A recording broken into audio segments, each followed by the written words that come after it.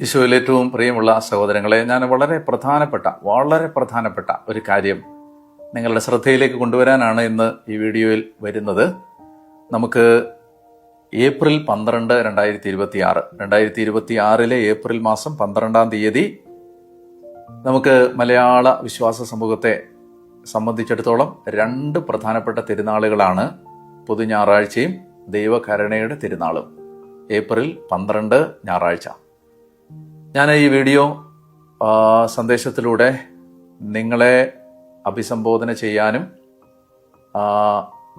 ഇത് സംസാരിക്കാനും ആഗ്രഹിക്കുമ്പോൾ ഞാൻ ആദ്യം തന്നെ നിങ്ങളോട് പറയട്ടെ, പ്രിയപ്പെട്ടവർ, ഈ വീഡിയോ നിങ്ങൾ പരമാവധി ഷെയർ ചെയ്യണം.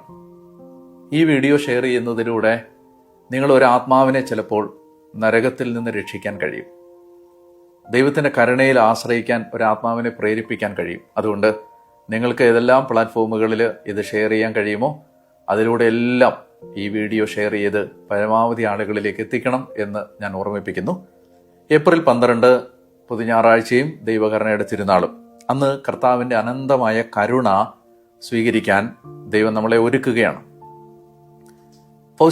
വിശുദ്ധ ഫൗസ്റ്റീനയുടെ ഡയറിയിൽ 1784 പാരഗ്രാഫിൽ ഇങ്ങനെ പറയുന്നുണ്ട്. ഈശോ പറയുകയാണ് ഫൗസ്റ്റീനോട്, ഏറ്റവും വലിയ പാപിക്കും ഏറ്റവും വലിയ വിശുദ്ധനാവുന്നതിന് എൻ്റെ കരുണയിൽ ശരണപ്പെട്ടാൽ മതിയാവും. ഈ ലോകത്തിലെ ഏറ്റവും വലിയ പാപി ഏറ്റവും വലിയ വിശുദ്ധനാവാൻ എൻ്റെ കരുണയിൽ ശരണപ്പെട്ടാൽ മതി. തിരുസഭയിൽ, പരിശുദ്ധ കത്തോലിക്ക സഭയിൽ ജോൺ പോൾ രണ്ടാമൻ മാർപ്പാപ്പ 2000 ഏപ്രിൽ മാസം 30-ാം തീയതിയാണ് ദൈവകരുണയുടെ തിരുനാള് സഭയിൽ പ്രഖ്യാപിച്ചത്. ഈ ദൈവകരുണയുടെ തിരുനാളിൻ്റെ വാഗ്ദാനങ്ങൾ ഞാൻ വേഗം പറയുകയാണ്. കർത്താവ് പറയുകയാണ്, കൃപാവരത്തിൻ്റെ വരപ്രസാദത്തിൻ്റെ എല്ലാ ചാലുകളും ഞാൻ തുറന്നു വിടുന്ന ദിവസമാണത്. പ്രസാദവരത്തിൻ്റെ വൻകടൽ തുറക്കുന്ന ദിവസം. 699 ഖണ്ഡികയിൽ ഫൗസ്റ്റീനയുടെ ഡയറിയിൽ പറയുന്നതാണ്. അതായത് നമുക്ക് കർത്താവിൻ്റെ കൃപ ഈ വിശുദ്ധവാരം കഴിഞ്ഞ് സ്വീകരിക്കാൻ കർത്താവ് നമുക്ക് തരുന്ന വളരെ പ്രധാനപ്പെട്ട ദിവസമാണ്. എല്ലാ കൃപയുടെ ചാലുകളും കൃപയുടെ കടലും തുറക്കപ്പെടുന്ന ദിവസമാണ്.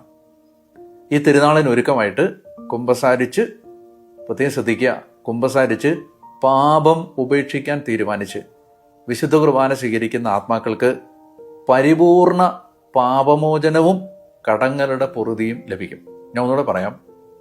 ഈ ദൈവകരുണയുടെ തിരുനാളിന് ഒരുക്കമായിട്ട് കുമ്പസാരിച്ച് പാപം വേണ്ട, ഞാൻ പാപം ചെയ്യില്ല, എനിക്ക് പാപം വേണ്ട, പാപം ഉപേക്ഷിക്കാൻ തീരുമാനിച്ച് പരിശുദ്ധ കുർബാന സ്വീകരിച്ച് പ്രാർത്ഥിക്കുന്ന എല്ലാ ആത്മാക്കൾക്കും ഇന്ന് വരെയുള്ള ജീവിതത്തിലെ സമ്പൂർണ്ണ പാപപരിഹാരവും കടങ്ങളുടെ പൊറുതിയും ലഭിക്കുന്ന ദിവസമാണത്.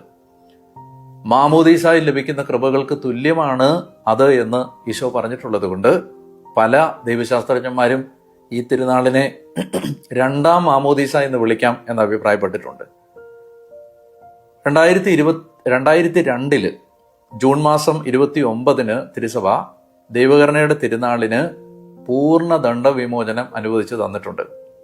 പൂർണ്ണ ദണ്ഡവിമോചനം കിട്ടുന്ന ദിവസമാണ്. ഈ തിരുനാളിന് ഒരുക്കമായിട്ട് ദുഃഖവെള്ളിയാഴ്ച മുതൽ 9 ദിവസത്തേക്ക് ദൈവകരുണയുടെ നൊവേന ചൊല്ലി നമ്മൾ ഒരുങ്ങണം. ദുഃഖവെള്ളിയാഴ്ച മുതൽ 9 ദിവസത്തേക്ക് ദൈവകരുണയുടെ നൊവേന ചൊല്ലി ഒരുങ്ങണം.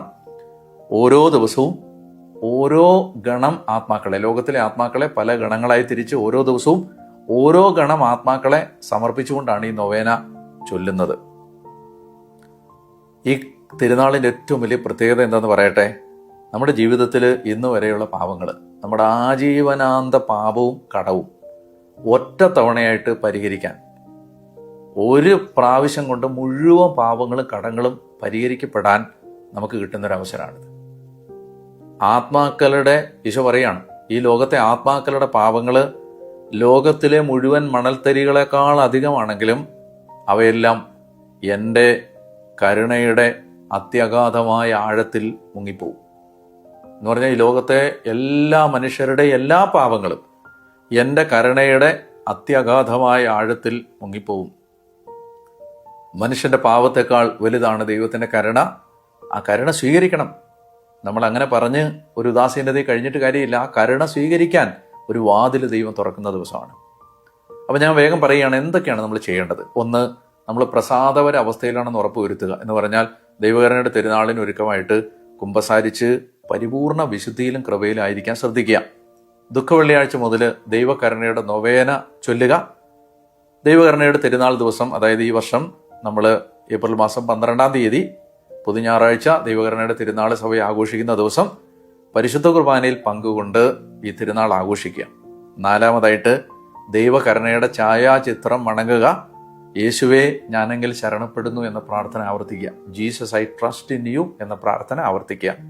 5-മതായിട്ട് മാർപ്പാപ്പയുടെ നിയോഗാർത്ഥം ഒരു സ്വർഗസ്ഥനായ പിതാവേ, ഒരു നന്മ നിറഞ്ഞ മറിയവും ഒരു തൃത്വസ്തുതിയും വിശ്വാസ പ്രമാണവും ചൊല്ലി പൂർണ്ണ ദണ്ഡവിമോചനം പ്രാപിക്കുക. പ്രിയപ്പെട്ടവരെ, ഞാൻ ചുരുക്കിയാണ് പറഞ്ഞത്. നിങ്ങളെ ഞാൻ ഏറ്റവും സ്നേഹത്തോടെ പ്രോത്സാഹിപ്പിക്കുകയാണ്. എല്ലാവരെയും പ്രോത്സാഹിപ്പിക്കണം. കുടുംബാംഗങ്ങളെല്ലാം ഇത് പറഞ്ഞ് പ്രോത്സാഹിപ്പിക്കണം.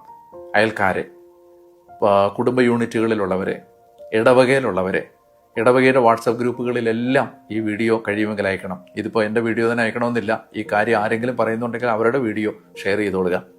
ഒറ്റ ഉദ്ദേശം എനിക്കുള്ളൂ, ഇതാര് പറഞ്ഞിട്ടാണെങ്കിലും എല്ലാവരും അറിയണം. പ്രോത്സാഹിപ്പിക്കണം. വൈദികര് ഇടവകളിൽ പ്രോത്സാഹിപ്പിക്കണം. എടുത്തെടുത്ത് പറഞ്ഞ് ആളുകളെ ഒരുക്കണം. സിസ്റ്റേഴ്സ് എല്ലാ ആളുകളിലേക്ക് എത്തിക്കാൻ ശ്രദ്ധിക്കണം. ദൈവ ശുശ്രൂഷകര്, മിനിസ്ട്രികള്, ശുശ്രൂഷകള് എല്ലാവരും ശ്രദ്ധിക്കണം. പ്രിയപ്പെട്ടവരെ, നമുക്ക് 2026 ഏപ്രിൽ 12 ദൈവകരുണയുടെ തിരുനാള് ലോകം മുഴുവനിലുമുള്ള എല്ലാ വിശ്വാസികളും വളരെ ഗൗരവമായിട്ട് എടുത്താൽ ഒരുപാട് പാപമോചനവും കടങ്ങളുടെ പൊറുതിയും ലോകത്ത് കിട്ടും. നമ്മുടെ ജീവിതം മാമോദീസ തൊട്ടിയിൽ നിന്ന് പുറത്തു വരുന്ന ഒരു കുഞ്ഞിനെ പോലെ പൂർണ്ണ വിശുദ്ധിയിലും പൂർണ്ണ നൈർമല്യത്തിലും ഏപ്രിൽ 12 പുറത്തു വരാൻ കഴിയും. ദൈവം നിങ്ങളെ അനുഗ്രഹിക്കട്ടെ. എനിക്ക് വേണ്ടി പ്രാർത്ഥിക്കണം. എല്ലാവർക്കും അനുഗ്രഹീതമായ വിശുദ്ധവാരവും അതുപോലെ തന്നെ ദൈവകരുണയുടെ തിരുനാളും ഞാൻ ആശംസിക്കുന്നു. മാർത്തോമാ ശ്ലീഹ എൻ്റെ കർത്താവേ, എൻ്റെ ദൈവമേ എന്ന് പറഞ്ഞ് വിശ്വാസം ഏറ്റുപറഞ്ഞ് ഈശോയുടെ തിരുമുറിവിലേക്ക് ചെന്ന് അഭയം പ്രാപിച്ച ദിവസം കൂടിയാണ്. അതുകൊണ്ട് അതിനേക്കാൾ ഉത്തമമായൊരു ദിവസം എന്നാണ് നമുക്ക് മാർത്തോമാ ശ്ലീഹായുടെ സുവിശേഷം കേട്ട് യേശുവിനെ അറിഞ്ഞ നമുക്ക് അതിനേക്കാളും വലിയ ഒരു നല്ല ദിവസം ഏതാണ്? ദൈവകരുണയുടെ തിരുനാൾ ആഘോഷിക്കാൻ. ദൈവം നിങ്ങളെ എല്ലാവരെയും അനുഗ്രഹിക്കട്ടെ. ആമേൻ.